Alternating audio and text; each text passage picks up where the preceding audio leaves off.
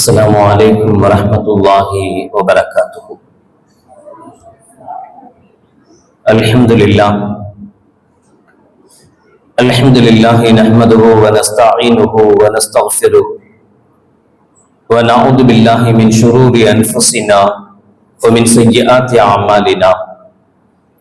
من يهده الله فلا مضل له ومن يضلل فلا هادي له. ونشهد أن لا إله إلا الله وحده لا شريك له. ونشهد أن سيدنا ومولانا محمدا عبده ورسوله. اللهم صل على سيدنا مولانا محمد طب القلوب ودوائها وعافية الأبدان وشفائها ونور الأبصار وضيائها وعلى آله وصحبه وسلم. أما بعد، فقد قال الله تعالى في القرآن العظيم والفرقان المجيد: أعوذ بالله من الشيطان الرجيم، بسم الله الرحمن الرحيم.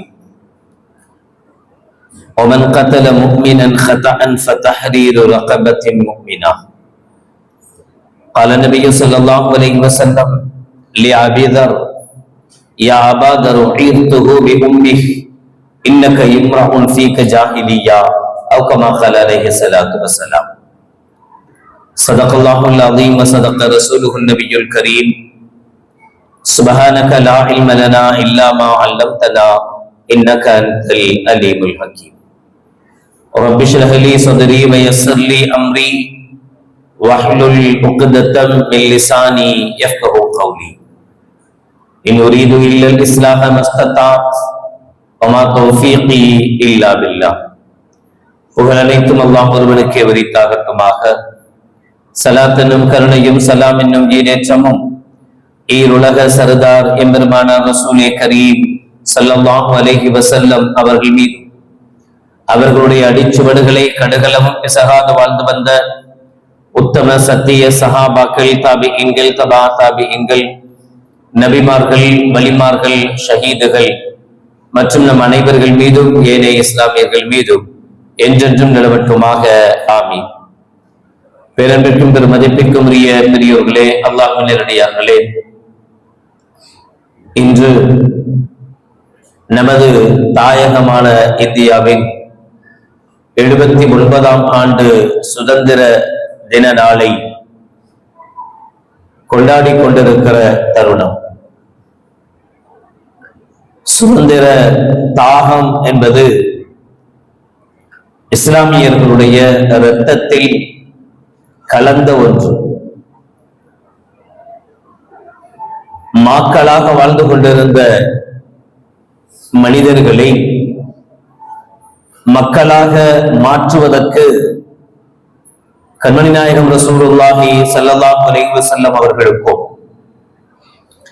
அவர்களுக்கு முன் வந்த எல்லா நபிமார்களுக்கும் அல்லாஹ் ஜல்ல ஷானஹு வ தஆலா கொடுத்த மிக பெரும் உந்து சக்தி லா இலாஹ இல்லல்லாஹ் என்கிற கலிமா. அல்லாஹ்வை தவிர வேறு யாருக்கும் தலை வணங்க கூடாது, வேறு யார் விஷயத்திலேயும் அடிபணிந்து போகக்கூடாது என்கிற சொல் இஸ்லாமியர்களுடைய இரத்தத்தில் கலந்தது. இந்திய சுதந்திரத்திலேயும் 29/12/1975 ஆண்டு வெளியிடப்பட்ட இல்லஸ்ட்ரேட்டட் வீக்லி ஆஃப் இந்தியா என்கிற பத்திரிகையில் அதன் ஆசிரியர் குஷ்வந்த் சிங் அவர்களுடைய சொல்லின்படி,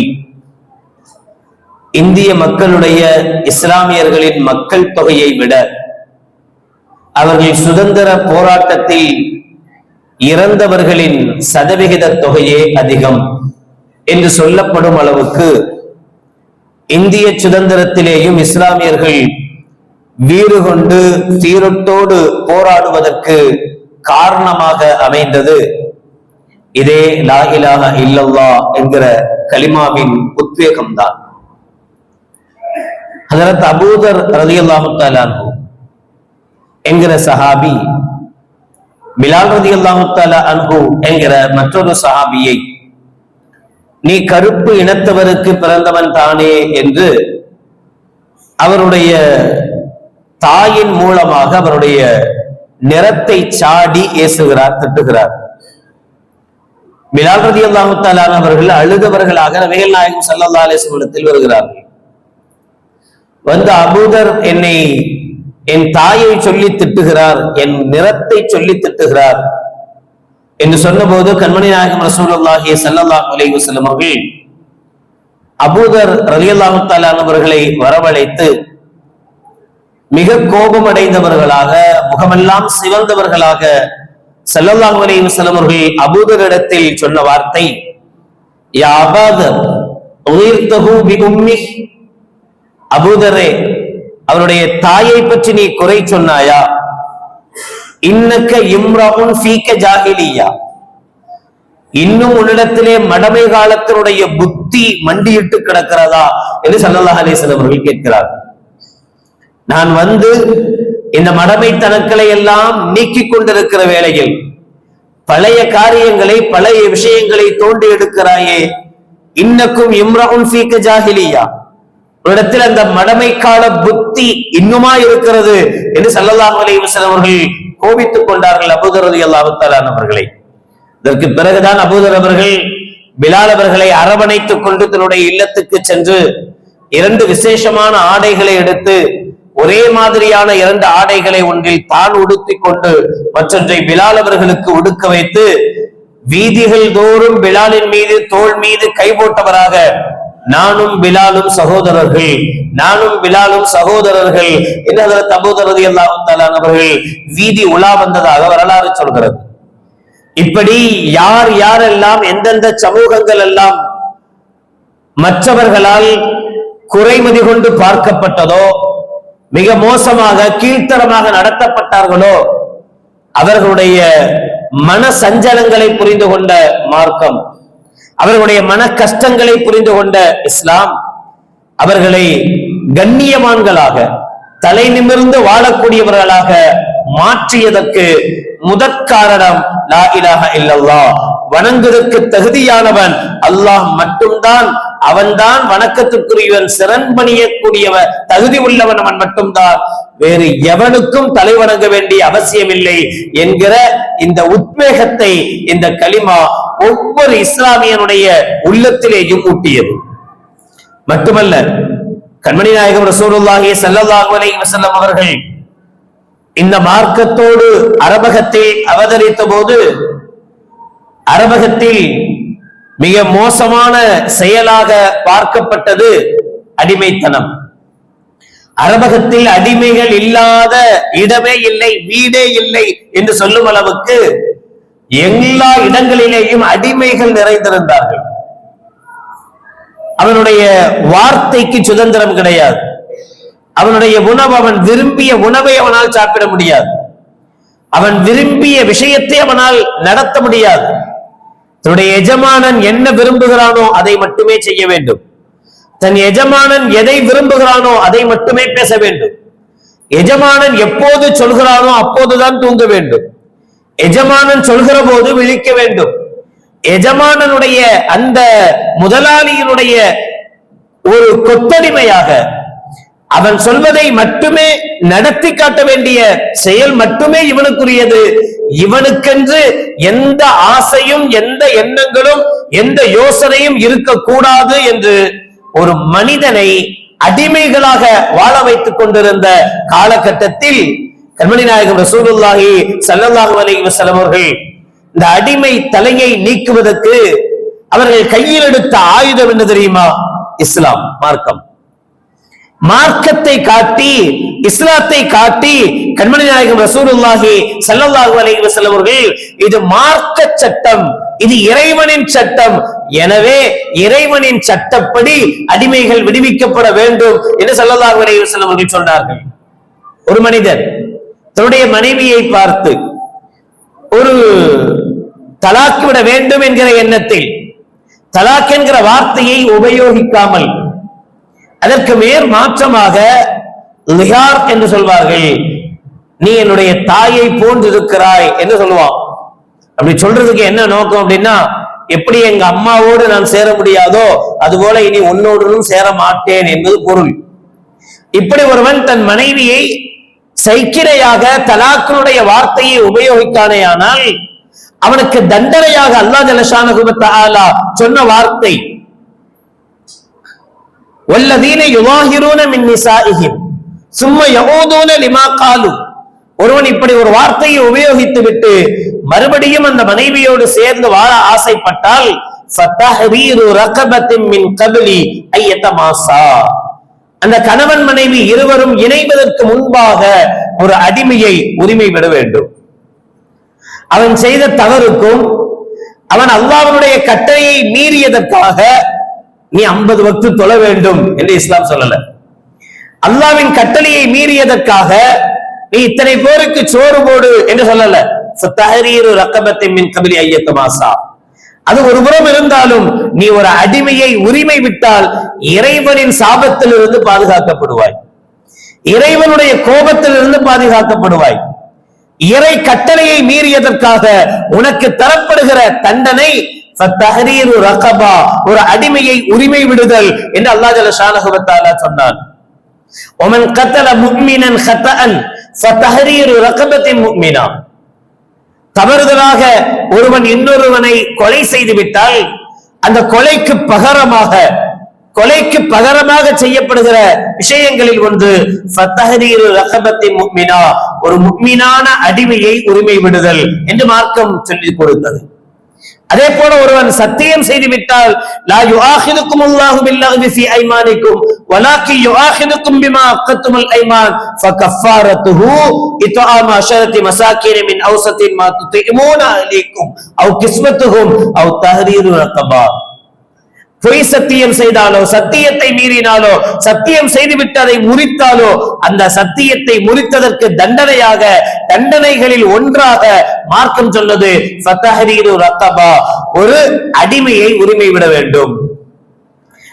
அடிமையை உரிமை விடுதல் என்று அவனுக்கு சுதந்திரம் கொடுப்பது என்பதை மார்க்கமாக சொல்லி காட்டிய ஒரே மார்க்கம் இஸ்லாம் மட்டும்தான். வேறு எந்த மதத்தை எடுத்துக்கொண்டாலும் சரி, மத ரீதியான ஒரு தவறு அந்த மதத்தை சார்ந்தவன் செய்வானேயானால் அவனுக்குண்டான தண்டனை ஒரு கோயிலிலோ அவன் வணங்கக்கூடிய வணக்க ஸ்தலங்களிலோ தேங்காய் உடைக்கணும் அல்லது முடிய விட்டணும் அல்லது இத்தனை பேருக்கு சோறு கொடுக்கணும் என்பதை மட்டும்தான் பார்க்க முடியும்.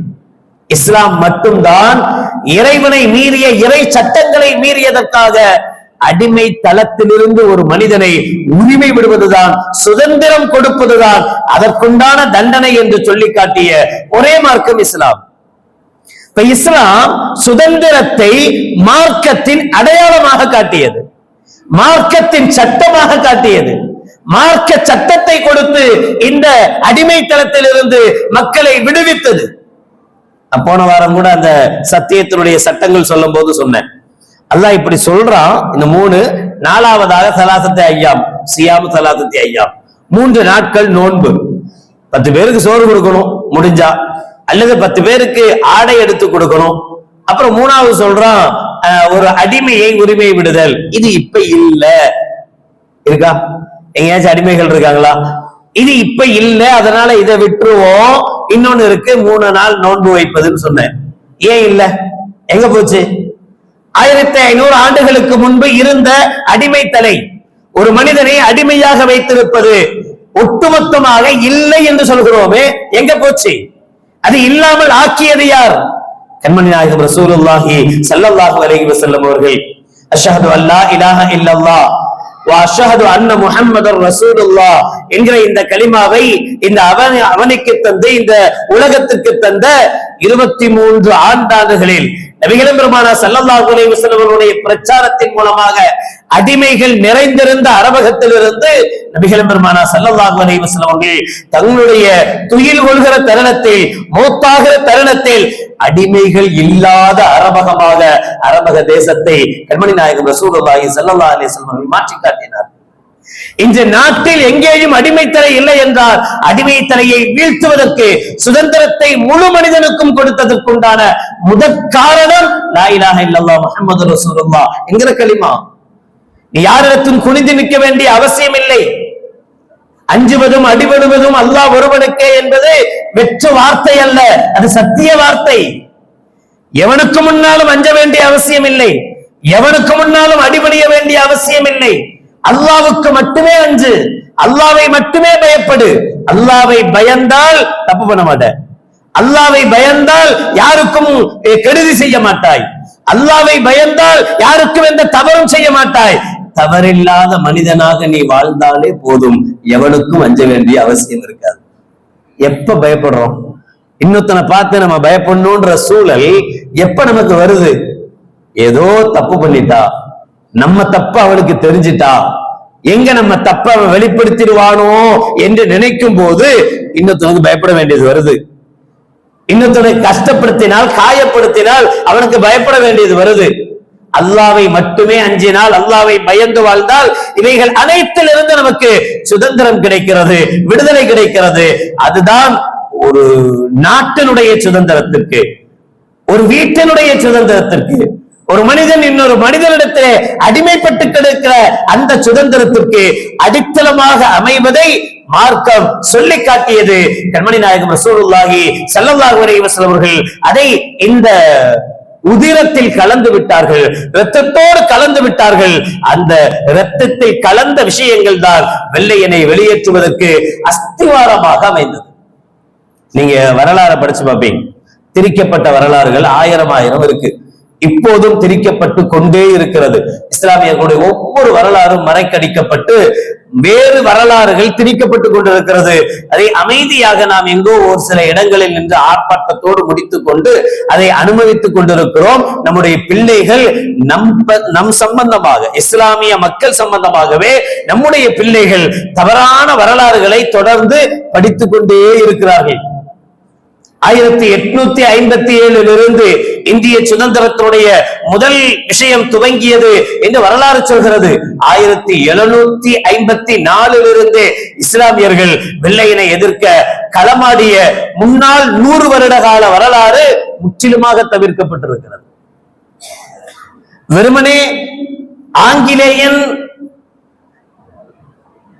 பன்றியின் கொழுப்பை தடவிய அம்புகளை எய்ததினால்தான் இஸ்லாமியர்கள் வீறு கொண்டு எழுந்தார்கள்.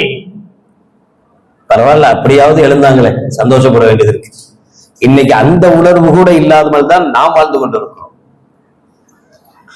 பன்றி கொழுப்பை தடவிய அம்பை எய்ததினால் ஆங்கிலேயின் மீது இஸ்லாமியர்கள் கோபம் கொண்டார்கள் என்று இன்றைய வரலாறு சொல்கிறது. அதுவாவது உண்மையாக இருந்து தொலையட்டுமே.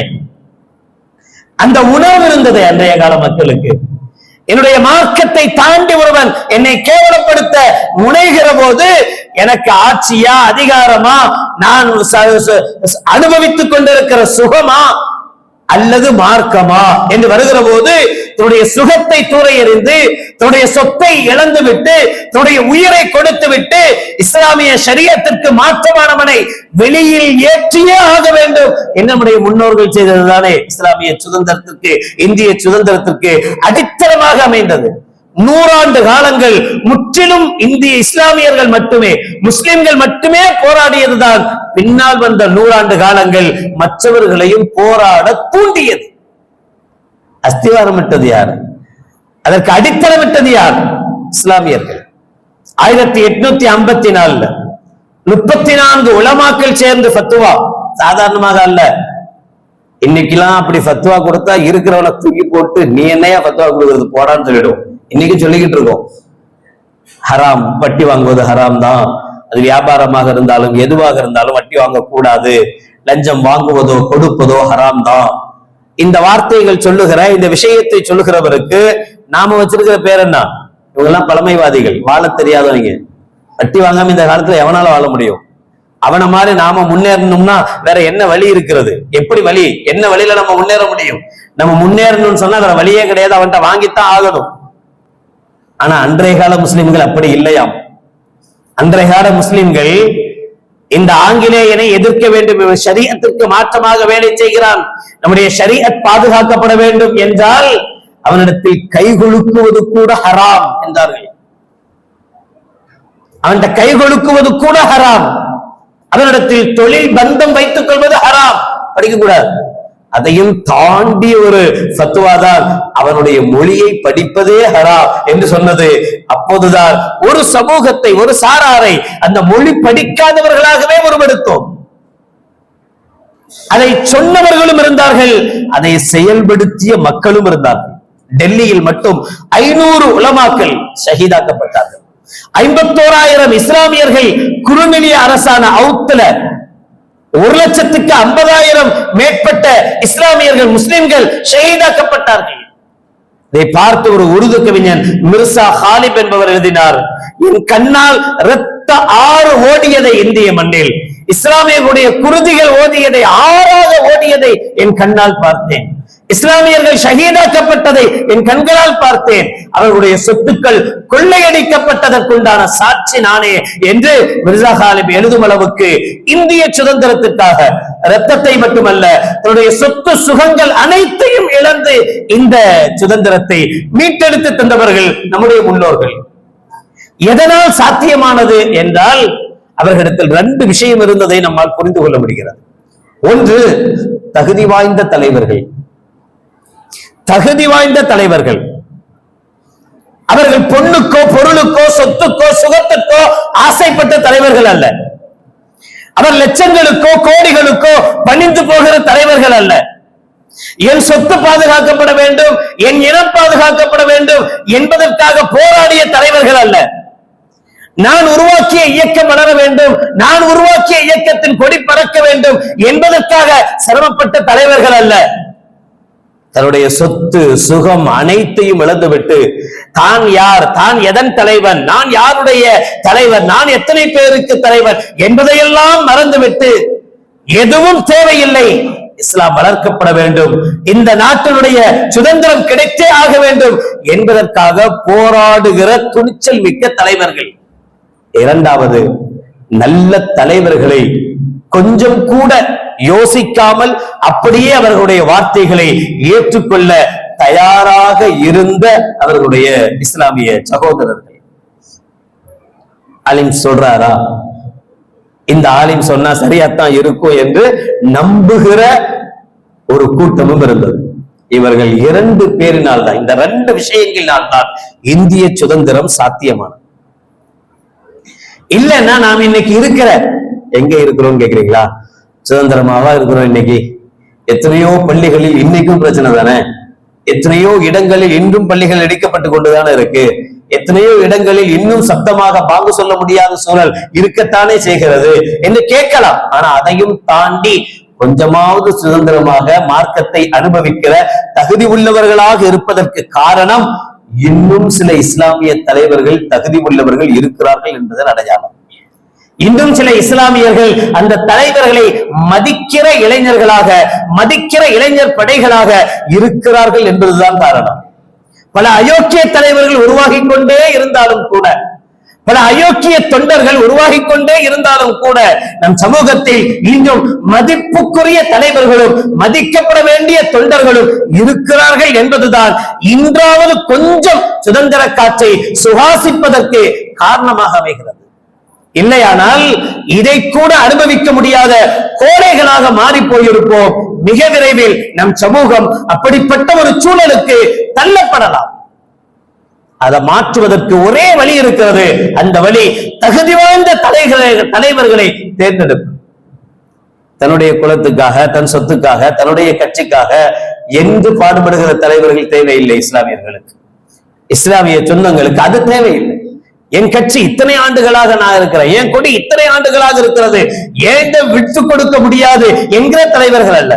கால சூழலை புரிந்து கொண்டு, திருட்டு ஓட்டுக்கள் அதிகரித்துக் கொண்டிருக்கிற கால சூழலை புரிந்து கொண்டு, அதிகாரம் இல்லாமல் போனால் நம்மிடத்தில் எவ்வளவு கோடிக்கணக்கான சொத்துக்கள் இருந்தாலும், எவ்வளவு பெரும் பெரும் அறிவாளிகளை, அறிஞர்களை நம்முடைய சமூகத்தில் நாம் கொண்டிருந்தாலும், அதிகாரம் மட்டும் இல்லாமல் போனால் அந்த அறிவுக்கோ அல்லது அந்த பொருளாதாரத்திற்கோ கொஞ்சமும் மரியாதை இல்லை என்பதை அடிபட்ட பிறகாவது நாம் புரிந்திருக்க வேண்டும்.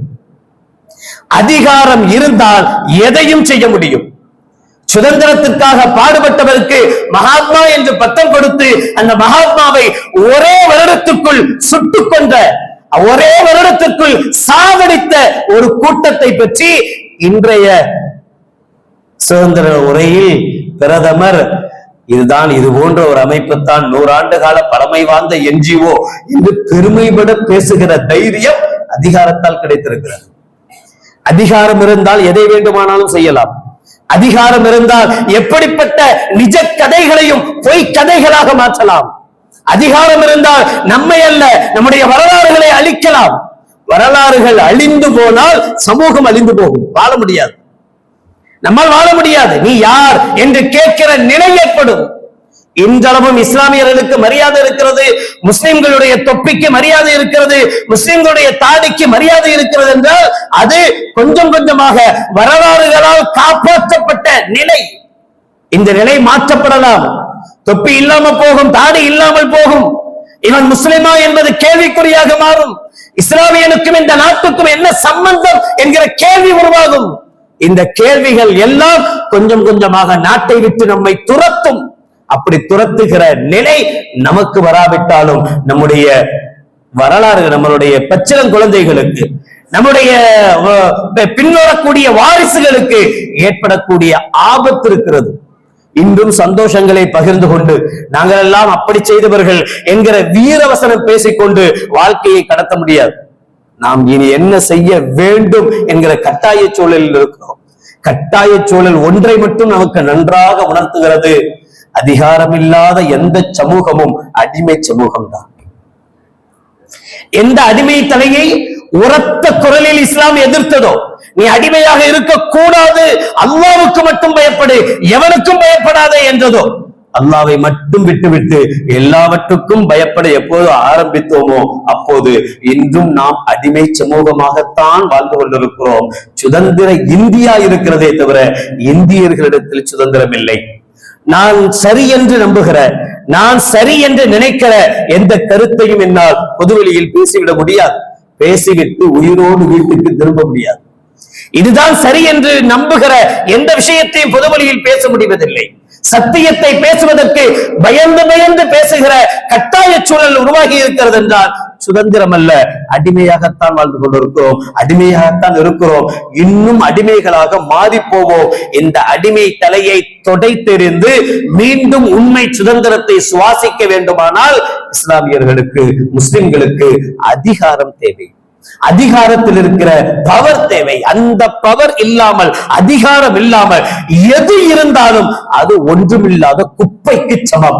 அவன் நினைச்சா ஒரு ஈடிகை அனுப்பி, ஒரு இதை அனுப்பி, அவன் ஒட்டுமொத்த நம்ம எவ்வளவு கஷ்டப்பட்டு சேர்த்து வச்சோமோ எல்லா சொத்தையும் ஒரு செகண்ட்ல தூக்கிட்டு போக அதிகாரத்தால் முடியும். இந்த பணத்தை வச்சு நம்ம என்ன சாதிச்சிட போறோம், என்ன செஞ்சிட போறோம்?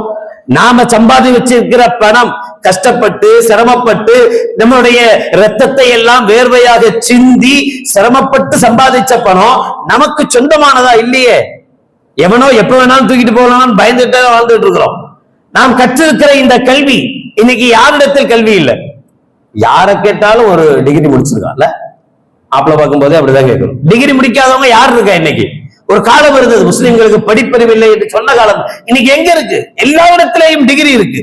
படிப்பாளிகள் நிறைந்திருக்கிறார்கள், பண முதலைகள் நிறைந்திருக்கிறார்கள்.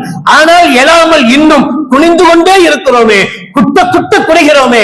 என்ன காரணம் என்றால் ஒரே காரணம், அதிகாரம் இல்லை. அதிகாரத்தை நோக்கி எப்போது இந்த சமூகம் முன்னோருமோ, எப்போது இந்த சமூகம் அடியெடுத்து வைக்குமோ அப்போதுதான் உண்மை சுதந்திரத்தை நம்மால் அடைய முடியும். 1947 இதே வெள்ளிக்கிழமை அதிக ஆங்கிலேயரிடமிருந்து, வெள்ளைக்காரனிடமிருந்து இந்த நாட்டை மீட்டெடுக்கிற நல்ல சமூகமாக இஸ்லாமிய சமூகத்தை அடையாளம் காட்டியது 2025 அதே வெள்ளிக்கிழமை சுதந்திர நாள்.